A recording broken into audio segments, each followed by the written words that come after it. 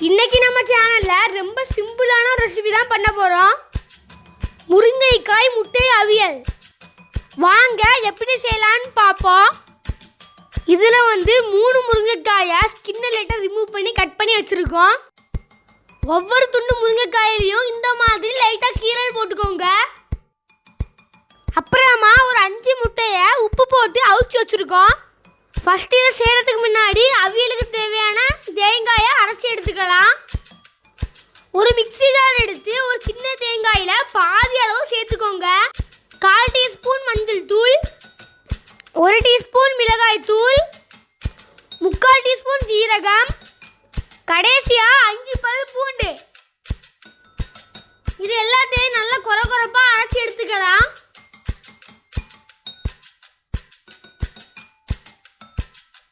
இப்போ ஒரு பேனை ஹீட் பண்ணி அதுல 2 டேபிள் ஸ்பூன் ஆயில் ஊத்திக்கலாம்.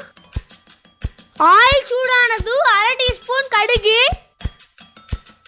அப்புறமா 2 காய்ந்த மிளகாய், கொஞ்சமா கருவேப்பிலை.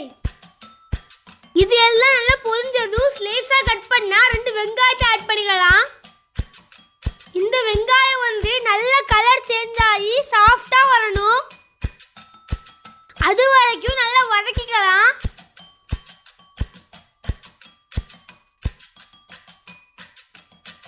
இப்போ ஒரு பாதி தக்காளி பழத்தை ஆட் பண்ணிக்கலாம். இந்த தக்காளி நல்லா மசிஞ்சு வரணும், அந்த அளவு வதக்கிக்கலாம். இப்போ நம்ம அரைச்சி வச்சிருந்த தேங்காயை ஆட் பண்ணிக்கலாம். இதோடு முருங்கைக்காயை வேக வைக்க அளவு தண்ணி ஊற்றிக்கலாம். இப்போ தேவையான அளவு உப்பு போட்டு நல்லா மிக்ஸ் பண்ணிக்கலாம்.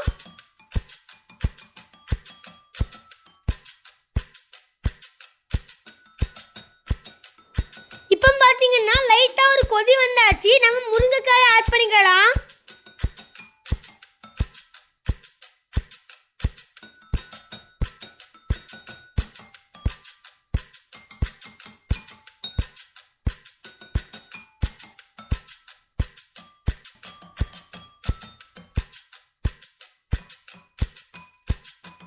இனி ஒரு லிட்டை வச்சு க்ளோஸ் பண்ணி முருங்கைக்காவை நல்லா வேக வச்சுக்கலாம்.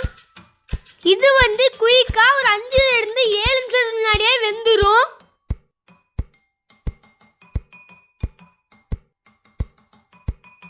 இப்போ பாருங்க முருங்கைக்காய் நல்லா வெந்தாச்சு. இனி இதை ஒரு சைடாட்டி இந்த மாதிரி ஒதுக்கி வச்சுக்கோங்க.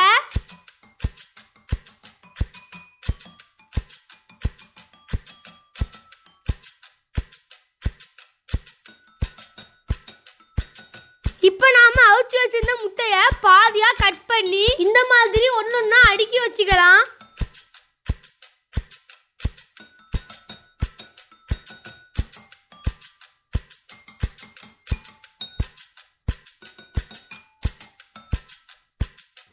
இப்போ எல்லா முட்டையும் வச்சாச்சு. இனி அந்த முருங்கைக்காவை லைட்டா முட்டைக்கு மேல ஸ்ப்ரெட் பண்ணி விட்டுறலாம்.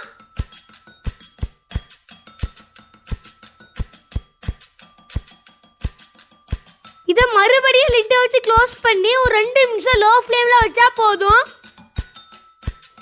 அவ்வளோதாங்க, நம்மளோட முருங்கைக்காய் முட்டை அவியல் சூப்பர் ரெடி ஆயாச்சு. ஹெல்த்தியான டேஸ்டியான ரெசிபியை நீங்களும் வீட்டில் ட்ரை பண்ணி பாருங்க.